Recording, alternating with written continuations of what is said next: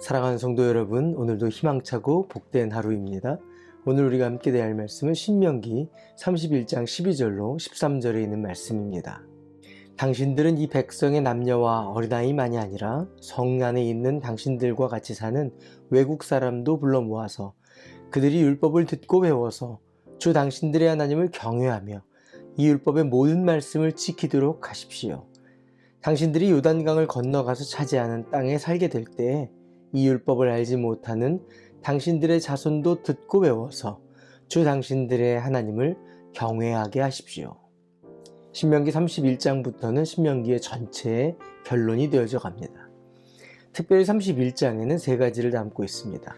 먼저는 모세가 자기 자신이 이제 이 백성의 지도자가 아니라 여호수아가 그 일을 맡을 것이다 라고 이야기합니다. 그러면서 하나님께서 여호수아와 나와 같이 했던 것처럼 동일하게 함께 하시고 이 백성을 이끌고 가면서 결국에는 가나안 땅에 들어가게 될 테니 두려워 말고 강하고 담대하라고 권면합니다.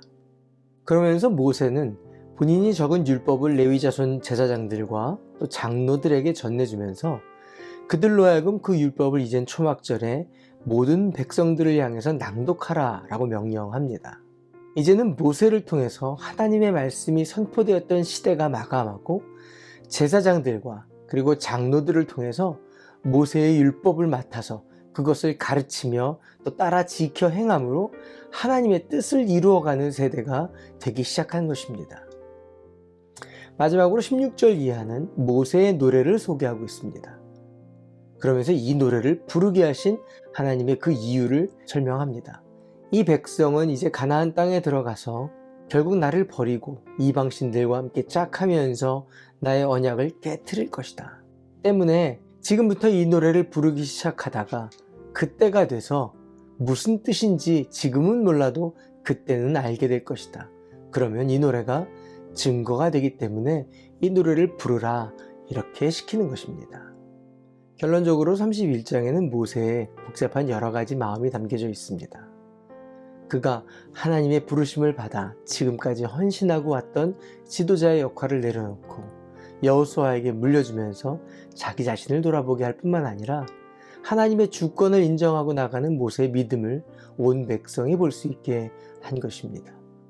또한 지금까지 하나님의 음성을 모세가 듣고 선포해 왔다면 이제는 그가 기록한 율법을 따라 이 백성이 하나님의 임재하심과 하나님의 뜻을 보고 연구하고 가르치고 따라올 수 있도록 하나님께서 그 시대를 열어가시는 것입니다.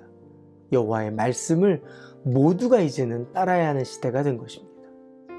비록 가나안 땅에 들어가서 이스라엘 백성이 하나님을 저버리며 이방신을 섬기고 하나님과의 언약을 깨트린다 할지라도 그럼에도 불구하고 이 언약의 말씀과 하나님의 약속은 불변하기 때문에 그것을 지키고 행하라 라고 이야기하고 있는 것입니다.